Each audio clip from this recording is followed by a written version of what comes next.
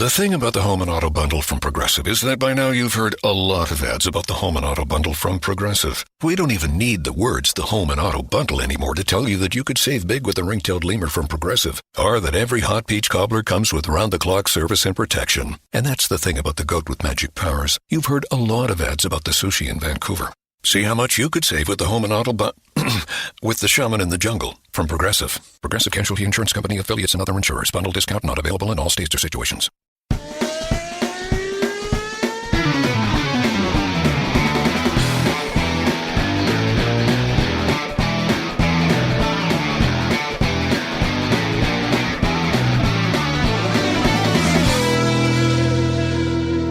Hey guys, welcome to the first episode of the Inside Line Formula One podcast in 2019. Happy New Year, guys! Happy New Year and happy new season, everyone. Happy new tune to everyone as well. Thank you, Lucian, for yet another awesome opening tune for the Inside Line Formula One podcast. Since it's a new year, it's a new episode. This is me, Kunal, and with me is Mithila on the Inside Line F1 podcast. Hi guys, and Lucian, thank you also for the background music that plays as you guys hear me speaking. In fact, Lucian is an avid Formula One fan. He is a professional musician, and guys, in fact, you can listen to his music on Bandcamp.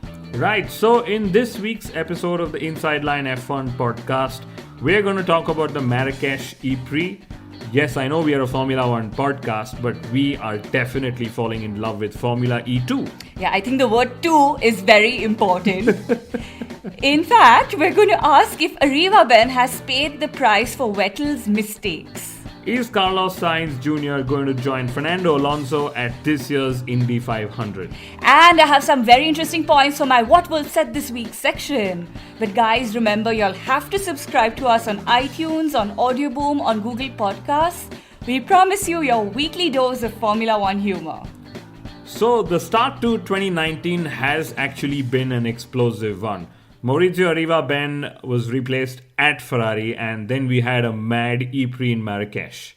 And I think it's by now safe to say that words like mad, fun, entertaining, nail-biting, unpredictable, and the similar family of adjectives are probably default for every Formula E ePrix. And the FIA managed to do what Formula E probably dreams about doing every single night while they go to bed. Getting Max Verstappen to attend an ePrix. Wow. That was a coup. What a coup. I mean, I know Verstappen attended the ePrix as a FIA steward, and this was towards the community service, guys. But can you imagine Max Verstappen ever attending an ePrix? I wish the FIA said that community service would have been Verstappen driving a couple of demo laps of the Formula E racing car or something like that. I mean, yeah. I'm being mean, but whatever. Give them ideas for next time, maybe. Oh, by the way, this is interesting too. So there's a Leclerc in Formula E as well. Charles Leclerc's younger brother, Arthur, he's been awarded a rookie test with Venturi. So, apart from the on-track action, my favorite part of the Marrakesh ePrix was when Lucas di Grassi said that countries could look to ban combustion engine racing, just like they have banned tobacco advertising. Now, at first, when I heard something like this, I thought that his comment was a bit over the top. But when I read it the second time, I realized that this could actually happen, way into the future. But we all know that countries are thinking of banning fossil fuels, and in which case I wouldn't be surprised if they actually ended up banning combustion racing as well, because a lot of people would see motorsport as frivolous activities. I mean, people who are not involved in the automotive business specifically. Kunal, are we really going to have the whole Formula One, Formula E merger conversation again? Well, no, but let's just say that whichever way one sees this, Formula One may have the history and the legacy, and, just writing electric regulations could mean that Formula One could go the Formula E way. But it is actually important to remember that Formula E does have a very strong first mover advantage. And all of this is way into the future, but maybe then we'll just be called the Inside Line Formula E podcast or something. Simple change of letter will do us well. Well, the other question I had in my mind is Jean Eric Vergne trying to be the Lewis Hamilton of Formula E? He tweeted, I think this was last week or something, that he is going to feature in the next installment of the Fast and Furious movie series. And frankly, I have no doubts that his ride is going to be all electric. But frankly, if he wants to be the Lewis Hamilton of Formula E, I think he has a little bit, of a way to go. He needs to start cutting movie deals and hanging out with celebrities and, dressing music a little albums differently. I think we can give him a lot of tips. But anyway, back to Formula One. So Arrivabene is gone just like that. No last race, no last interview, just boom, gone. Yes, it's just exactly what happened with Force India and I would say Vijay Mallya as well. Kunal, tell us, what is your take on the new management structure at Ferrari? Honestly, I have several thoughts. First is that I am not surprised, because somebody had to pay the price for their debacle in 2018. And we could actually have headlines saying that Arrivabene paid the price for Vettel's mistakes. But, let's remember, it was Arrivabene's duties and responsibilities to create, a team and an atmosphere where Sebastian Vettel could have flourished. So somewhere all of this, makes sense. And my mind just goes back right away to the times when Vettel was trying to manage the team while doing all the driving. We remember all those radio conversations, and I'm sure they're going to be brought up again and again in 2019 as well. I also hear that Mattia Binotto has been promoted because of the good work on the technical side of things, and that Binotto actually asked Ferrari to choose between himself and Arrivabene at Ferrari. And obviously we know who Ferrari chose, but I just wonder if a technical director is team principal material. Kunal, because those two roles are extremely different and difficult, and they require very different skills. From the outside, it does seem like Ferrari have put their brightest engineer in a non-engineering role. Like, that's how I would summarize this move. And, again, given the whole political system that Ferrari operates on, this role that's been given to Binotto could seem like some sort of a reward for his talent and even his loyalty towards Ferrari. Yeah, and I think this goes with this saying, right? You can't expect different results if you're doing the same thing. So maybe a step towards that.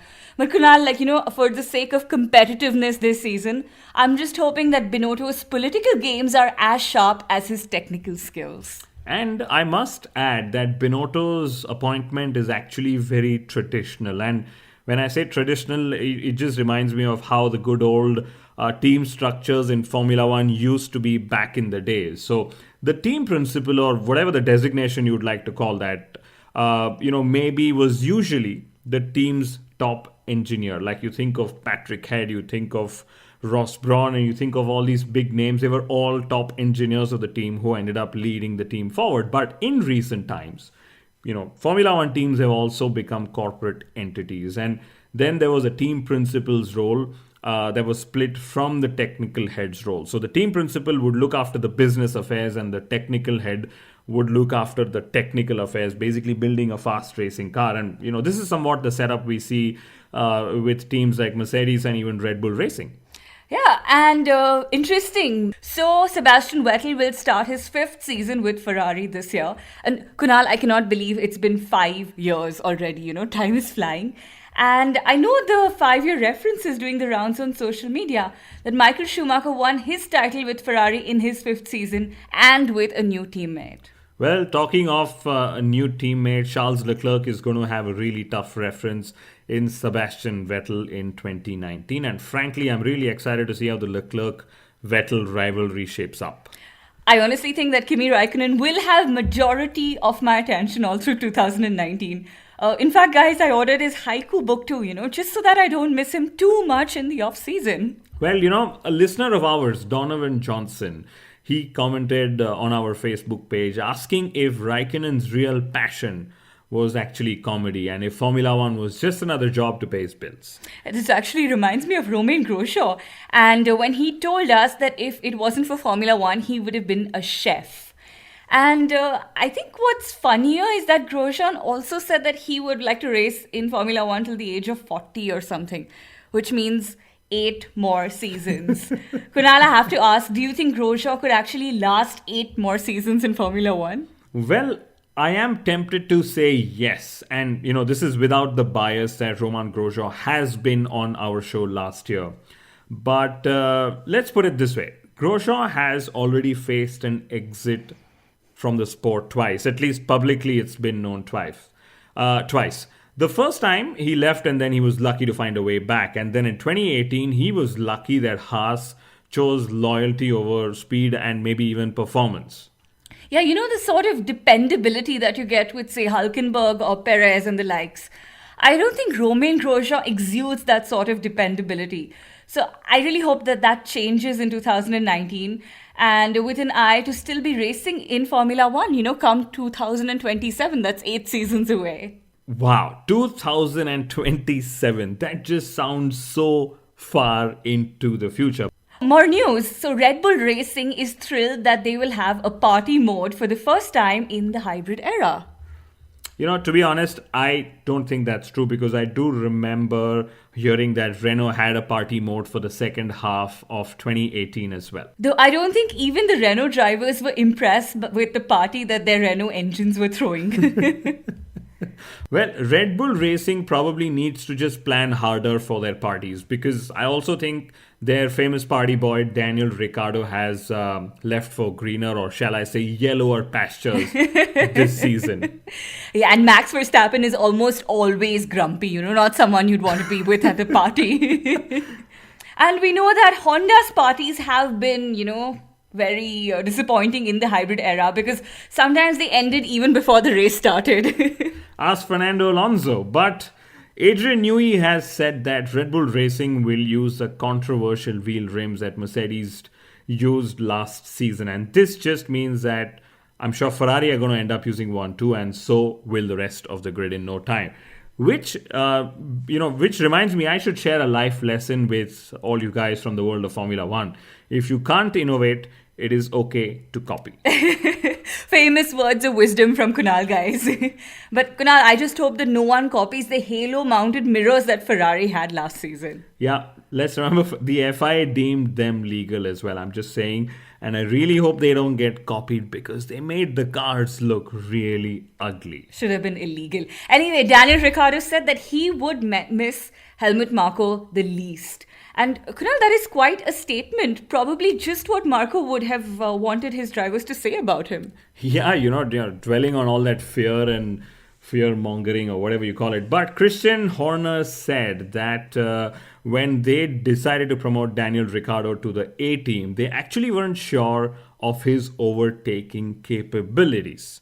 Can you imagine not being sure of Ricciardo's overtaking capabilities? I mean, back then he was in the HRT and whatever, and maybe it wasn't easy to showcase them.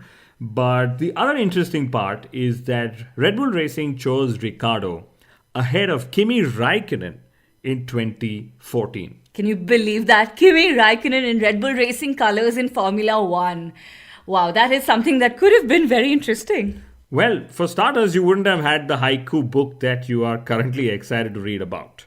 And you should be thankful that Red Bull didn't pick him. Fine. But here's something interesting I remembered. So, Narain Karthikeyan actually made way for Daniel Ricciardo at HRT. And this was way back in 2011. So 8 years back, since 8 years is the whole maths we've been doing for the last couple of minutes. Sure. And okay, so some closing notes on Red Bull Racing. So apparently the plan B, in case the Honda power units don't give them the power they need, could be racing in the 24 hours of Le Mans with Aston Martin. Now that is actually up Red Bull's alley as well, right? Gives you wings, gives you enough energy for 24 hours. The only thing is people have been racing for 24 hours at Le Mans even before Red Bull came to the party. Yeah, that was actually my thought, that it's quite un-Red Bull-like, or let me put it this way, it's more monster-like. Well, I know we spoke of Renault earlier, but for 2019, McLaren claimed that the Renault engine has found a lot of kilowatts for their power unit. Now, honestly, it is strange to see McLaren doing PR for Renault, but they both need it. So, you scratch my back, I scratch yours probably. Incidentally, McLaren is going to enter a professional cycling team. And this is, of course, after McLaren has used their technical know-how to support the British Olympic racing cycling team, in the past. Yes, so Carlos Sainz Jr. has said that Fernando Alonso told him to join McLaren for the potential that the team has. And now there's also news that Carlos Sainz Jr. might consider racing at the Indy 500 along with Fernando Alonso. And I'm guessing if he does that, it's also going to be with Team McLaren. Fantastic. I love seeing Formula One drivers racing outside and testing their skills as, against the more established racers in the other series. It's so interesting. But unfortunately, Kunal, this isn't happening in Formula E because Stoffel Vandoorne and Felipe Massa, they're both really popular drivers and they're getting the fan boost, but the results are still to come. Yes, and the next big motorsport event that I'm looking forward to is the Race of Champions. It's happening in Mexico, and although I must admit the only part of the Race of Champions that I'm not looking forward to this year is where the esports champions are going to get the opportunity to compete against the other regular racing car drivers. Well, what I am definitely looking forward to is the Vettel and Mick Schumacher partnership this year. It's going to be amazing. And let me tell you, you're probably not the only one. Okay, so back to McLaren. There are reports that Fernando Alonso might become a co-owner of the team. But the hopes of Fernando Alonso returning to Formula One with McLaren could be very low. So Zak Brown has presented a 5-year plan to get McLaren back to their winning ways.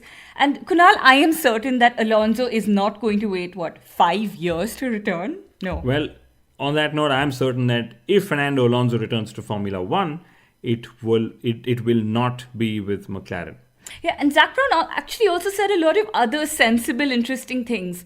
Like Formula One needs a budget cap and Formula One needs a reset. But frankly, he is not the first one to be saying these things. Yes, it's sort of repetitive because every other team principal ends up saying the same thing time and again. And so do we actually say the same thing. But let me also put it this way. Every other team principal also then ends up saying that Formula One is so slow in making these changes that sometimes they just run out of time to make changes. Like, for example, the engine formula for 2021. It's suddenly that the sport has run out of time to make and then implement these changes. So, cheeky notes, but we're going to now have closing notes. No, Kunal. I still have my What Wolff Said This Week section. Guys, I cannot believe that Wolff actually asked why Formula One was chasing new power unit manufacturers when they already have 4 manufacturers for 10 teams. Well, Wolff's job is to protect Mercedes' monopoly, and by making such statements and by refusing to supply Mercedes engines to Red Bull Racing, he is sort of ensuring their monopoly. So he is wrong, but he is not right given that he has a role to play as well. But I must say I liked when Wolff acknowledged Michael Schumacher's contribution to Mercedes' dominant success in Formula One in the last 5 years. By the way, you guys should definitely download the Michael Schumacher app. It was released on the 3rd of January this year, and that's actually when Michael celebrated his 50th birthday. Yes, we are all waiting for his 92nd win in life. I won't say in Formula One, in life, but let's see how that story turns out. Wolff also said something about Kimi Räikkönen, about how Räikkönen's exit from Ferrari is a blow to everyone in Formula One. And frankly, I understand that he is also a Räikkönen fan. Of course. I mean, we all are. But how is Räikkönen's exit from Ferrari a blow to everyone in Formula One? I mean, Kimi Räikkönen is still in Formula One, very much so, for another 2 years, at least. Yes, and for this very reason, we awarded Sauber the award for the best team of 2018 in our Inside Line F1 podcast awards. Too much of awards in one statement, but you guys get the gist. So if you haven't heard our super fun and super funny version of the Formula One awards, you go back to our channel and please tune into that episode. Guys, the episode is really fun. It's an absolute riot. You'll have to listen to it and let us know what you'll think, actually. Yes. We'd love to hear back from you. Anyway, lastly, Kunal, Esteban Ocon has said that he will consider options outside Formula One if he doesn't get a seat in Formula One in 2020. Well, in my view, Ocon is playing it smart. First he released a statement saying that Mercedes wanted to see a qualifying improvement in 2018 and that he showed them exactly that. And mind you, when we had Ocon on our show in August last year, I had asked him the same question, and back then he said that he couldn't divulge more details of how Mercedes was actually tracking his progress in Formula One. And the second statement, where I think he was also smart, is, by making this kind of a statement in the first place, he's of course trying to put some pressure on Mercedes. I mean, not that they might necessarily feel the pressure. No, they're Mercedes. But maybe Ocon is just trying to attract future employers in case Mercedes actually chooses to stay with Hamilton and Bottas for 2020. Now, that's interesting. Kunal, can you actually imagine what would happen though if Hamilton slacks off and, for whatever reason, Bottas is able to match him? Mithila, this is exactly why I'm going to write this question down, and let's hope that 2019 gives us the answer to this and all the other questions that we keep asking on our podcast. So on that note, ladies and gentlemen, thank you so much for tuning in, and we will see you next week. Bye-bye.